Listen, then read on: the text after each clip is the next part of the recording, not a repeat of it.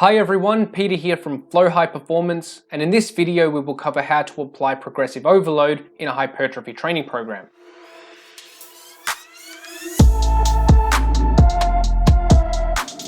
First, let's cover what exactly progressive overload is. In the most simple sense, progressive overload refers to making training harder over time.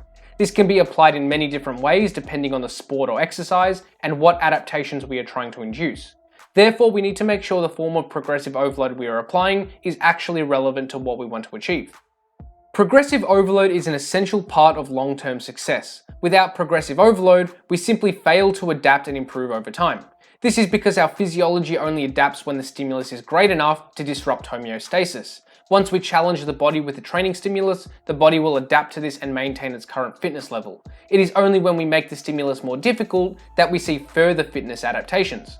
For example, let's imagine a trainee can currently bench press 60 kilos for 10 reps. If this trainee always performs 60 kilos for 10 reps over time, they won't see continual strength or hypertrophy adaptations over time because the training stimulus is always the same. The training stimulus must become more difficult so the body adapts to a new level of fitness. So how can progressive overload be best applied for hypertrophy training? From a holistic standpoint, we want to see improvements in lifting performance within the 6 to 20 rep range. This could mean lifting more weight for the same number of reps or lifting the same weight for more reps. While performance is not a perfect measure for muscle growth, it can be a good indicator. This is because the size of a muscle is highly indicative of its strength performance in this rep range, assuming the trainee is fairly proficient at the lift. So if we are seeing an increase in lifting performance over time with the same strict technique, then it is a good indicator that we are growing muscle mass. One issue with the progressive overload concept is the time course. Trainees new to lifting can see rapid increases in muscle mass initially, but it can take months and years for advanced lifters to see true gains in muscle size. Therefore, it is unlikely that trainees can apply true progressive overload every single week. Furthermore, fluctuations in lifting performance from session to session are common, making it difficult to assess how performance is truly trending. Therefore, the program should allow some form of flexibility and auto-regulation to allow trainees to progress at their own individual rate. So how can progressive overload be implemented into a hypertrophy training program? If we look at the mesocycle that we created in the previous videos, we can see here that there are no changes in the variables over the 4 weeks, except for week 1, which uses a lower volume because it is a deload. So how is progressive overload applicable to this program? Well, because we have a reps in reserve target, trainees can focus on hitting those targets and see how performance naturally changes over time. Trainees can then adjust the load based on how performance is trending.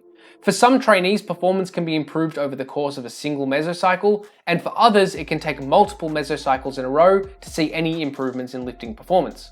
Let's go through some examples to understand this concept more clearly.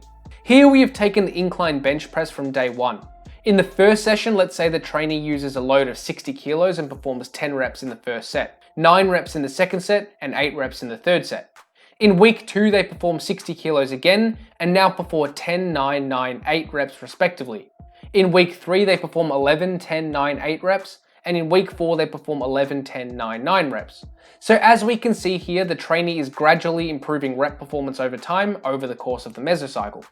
Let's now take a trainee who is more advanced and may not see week-to-week progress throughout a mesocycle. For this trainee, let's say they use 100 kilos for the incline bench press. In the first week, they get 10, 9, 8 reps respectively.